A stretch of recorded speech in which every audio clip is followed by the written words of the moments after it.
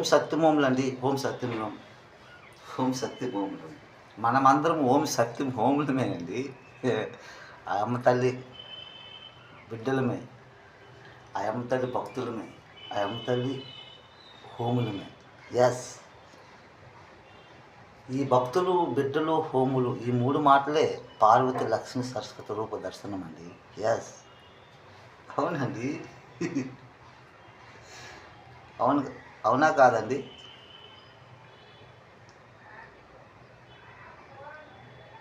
ఈ బ్రహ్మాండమైన బ్రహ్మలో శంకరుడు, కృష్ణుడు, రాముడు, పార్వతి, లక్ష్మి, సరస్వతి ఇంకెందరెందరో దేవుళ్ళు ఉన్నారు కదండి. అందులో మీరు, నేను, మనం అందరం ఉన్నాము. అవునా కదండి? మా పితృలు మనకి మంచి మంచి పేర్లు ఇచ్చారు.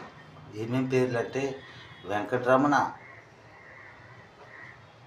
ఏండి, దుర్గారావు, దుర్గాప్రసాద్, కృష్ణప్రసాద్, కమాల్ పేర్లు కదండి.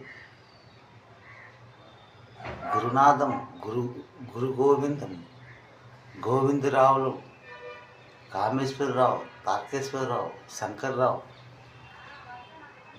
బెంగళరావు, లక్ష్మణరావు, ఢిల్లీరావు,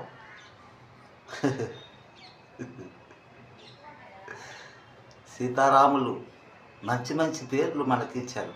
ఎందుకు ఇచ్చారు? ఎందుకండి మా పితృలు పేరు పెట్టారు చెప్పండి. అందులో అంతరంగంలో మాటలు ఉంటాయి. కలియుగంలో ఆ పేర్లు పెట్టకపోతే మీరు దేవుళ్ళకు మర్చిపోతారు. అయినా మర్చిపోయారు. ఇది మూర్తులు మాట్లాడవు, ఏం చేయవు, ఇది ఉత్తునే కల్పితము అనగా అయినా మనం మర్చిపోయాము. మర్చిపోయి డబ్బుల కోసమని ముస్లిమ్స్ అయిపోవడము, నాతో క్రిస్టియన్స్ అయిపోవడము ఇలా జరిగాయి.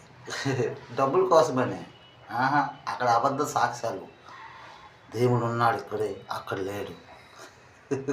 కపాలు మనలో మనమే మోసపోయాం. అవునా కదండి? వెంకటేశ్వర అంటే ఏంటనుకుంటున్నావు? వెంకటరమణ, గోవింద అంటే ఏంటండి? గోవిందుడి కృష్ణుడండి.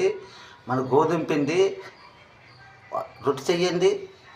రొట్టె చేస్తే అందులో నలుపు బ్లాక్ వస్తుంది. అడే కృష్ణుడు, గోవిందుడు కృష్ణుడు.